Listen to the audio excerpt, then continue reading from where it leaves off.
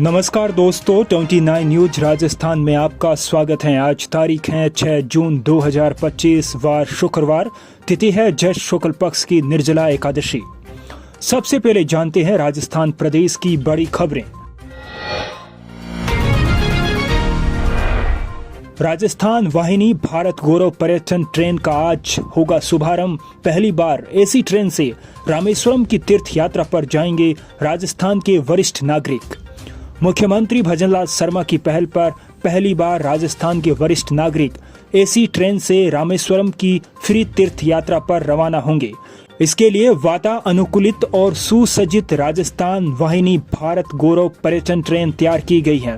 राजस्थान की प्रकृति और संस्कृति के मुताबिक सजी ये ट्रेन बाहर से पैलेस ऑन व्हील्स से भी ज्यादा शानदार दिखेगी। मुख्यमंत्री आज निर्जला एकादशी पर जयपुर के दुर्गापुरा रेलवे स्टेशन से इस ट्रेन को हरी झंडी दिखाकर रवाना करेंगे। इस ट्रेन में सवाई माधोपुर के रास्ते रामेश्वरम मदुरै की तीर्थ यात्रा पर 2 स्टेशनों से लगभग 800 तीर्थयात्री रवाना होंगे। वरिष्ठ नागरिक तीर्थयात्रियों के आवास, भोजन इत्यादि की सारी व्यवस्थाएं देवस्थान विभाग द्वारा की जाएगी।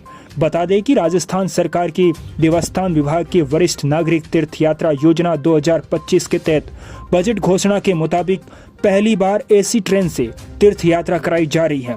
सरकार ने कुल 50,000 वरिष्ठ नागरिकों को ट्रेन से यात्रा कराने की घोषणा की है। आज से फिर बदलेगा मौसम, बारिश और आंधी का थमेगा दौर, लू का अलर्ट। पश्चिमी विक्षोभ के असर से जयपुर समेत 10 से ज्यादा जिलों में बारिश हुई। लगातार बरसात के कारण अधिकतर जिलों में तापमान 40 डिग्री से नीचे आ गया है। हवा में ठंडक घुलने से जून में भी मौसम ठंडा हो गया। मौसम विभाग के मुताबिक आज से मौसम बदल सकता है। अब आंधी और बारिश का दौर थम जाएगा, साथ ही गर्मी बढ़ने की आशंका है। फलोदी को मिली अंतर्राष्ट्रीय पहचान, रामसर साइट्स की सूची में शामिल हुआ खींचन। पीएम मोदी ने दी बधाई। विश्व पर्यावरण दिवस के अवसर पर फलोदी जिले को एक ऐतिहासिक सौगात मिली है। जिला मुख्यालय से लगभग 4 किलोमीटर दूर स्थित खींचन गांव को अंतर्राष्ट्रीय मान्यता प्राप्त रामसर साइट की सूची में शामिल किया गया है। इसके साथ ही राजस्थान के उदयपुर जिले के मेनार को भी अंतर्राष्ट्रीय महत्व के वेटलैंड की सूची रामसर साइट में शामिल किया गया है। इसके बाद प्रधानमंत्री नरेंद्र मोदी ने भी केंद्रीय मंत्री की इस पोस्ट को टैग करते हुए साझा किया। खींचन गांव विशेष रूप से कुर्जा पक्षियों के लिए प्रसिद्ध है। यहाँ प्रवासी पक्षी सर्दियों में हजारों की संख्या में 7 समंदर पार कर खींचन पहुँचते हैं। इस घोषणा के साथ ही भारत में अब कुल 91 रामसर साइट्स हो गए हैं। खेतड़ी में सीमा सुरक्षा बल के हेड कांस्टेबल विजेंद्र कुमार तेतरवाल को दी गई अंतिम विदाई। सीमा सुरक्षा बल के हेड कांस्टेबल विजेंद्र कुमार तेतरवाल का पार्थिव देह झुंझुनू के खेतड़ी में उनके पैतृक गांव पदेवा पहुंचा। गांव में शोक की लहर फैल गई। भावुक माहौल में 8 वर्षीय बेटे अनीस ने मुखाग्नि दी।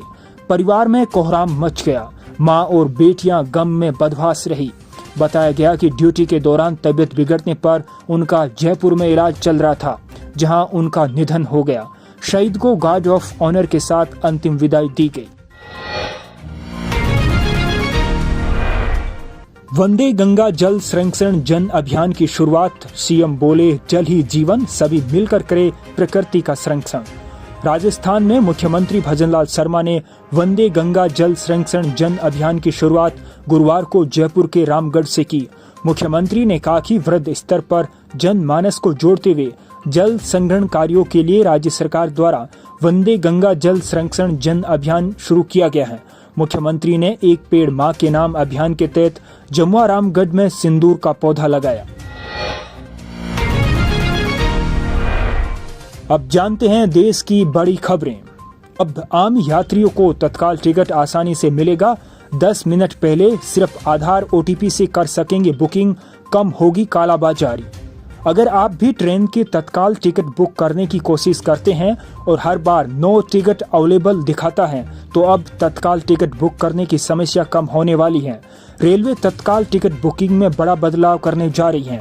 जल्द ही टिकट बुकिंग के वक्त ई आधार वेरिफिकेशन जरूरी होगा। रेल मंत्री अश्विनी वैष्णव ने सोशल मीडिया प्लेटफॉर्म एक्स के जरिए इसकी जानकारी दी। उन्होंने बताया कि इस नियम से जरूरतमंद और सही यात्रियों को कंफर्म टिकट मिल सकेगा। बेंगलुरु भगदड़ मामले में सरकार को नोटिस, अगली सुनवाई 10 जून को। हाईकोर्ट में याचिकाकर्ता बोला, जो खिलाड़ी देश के लिए नहीं खेले उन्हें सम्मानित क्यों किया। बेंगलुरु भगदड़ मामले की गुरुवार को कर्नाटक हाईकोर्ट में सुनवाई हुई। इस दौरान acting chief justice V Kameshwar Rao, justice CM Joshi bench ने राज्य सरकार को आदेश पर रिपोर्ट पेश करने का नोटिस दिया। याचिकाकर्ता के वकील ने कोर्ट को बताया कि राज्य सरकार को यह बताना चाहिए कि आरसीबी के खिलाड़ियों को सम्मानित करने का फैसला किसने लिया। जो खिलाड़ी देश के लिए नहीं खेलते उन्हें सम्मानित करने की क्या मजबूरी थी। 22 जनवरी को लल्ला अब बने राम राजा, सीएम योगी ने किया अभिषेक। पूरा हुआ राम दरबार का सपना, देखें तस्वीरें। गुरुवार को यूपी के अयोध्या में स्थित राम मंदिर में दूसरी प्राण प्रतिष्ठा आयोजित हुई। गंगा दशहरा के दिन 5 जून को अभिजीत मुहूर्त में यह कार्यक्रम संपन्न हुआ। आखिरकार सभी देवी देवता अपने अपने भवनों में विराजमान हुए। इससे पहले 22 जनवरी 2024 को प्रभु श्री राम को बाल स्वरूप में स्थापित किया गया था, जबकि अब दूसरी प्राण प्रतिष्ठा में भगवान राम को राजा के रूप में स्थापित किया गया। राम दरबार की स्थापना उत्तर प्रदेश के मुख्यमंत्री योगी आदित्यनाथ के हाथों हुई। इस दौरान अमेरिकी अरबपति और Tesla social media platform x के सीईओ एलन मस्क के पिता एरोल मस्क भी अयोध्या दौरे पर मौजूद रहे। पीएम मोदी ने आवास पर लगाया सिंदूर का पौधा। गुजरात दौरे पर 1971 के भारत पाक युद्ध की वीरांगनाओं ने दिया था भेंट। प्रधानमंत्री नरेंद्र मोदी ने गुरुवार को विश्व पर्यावरण दिवस के मौके पर पीएम आवास पर सिंदूर का पौधा लगाया। यह पौधा उन्हें 25-26 मई को गुजरात दौरे के दौरान कच्छ में 1971 के भारत और पाकिस्तान युद्ध में बहादुरी दिखाने वाली महिलाओं के ग्रुप ने भेंट किया था। दरअसल इस सिंदूर के पौधे को ऑपरेशन सिंदूर से जोड़कर देखा जा रहा है। आज के इस बुलेटिन में इतना ही।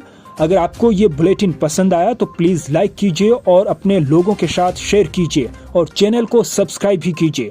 मिलते हैं कल सुबह 5:30 बजे। तब तक के लिए नमस्कार।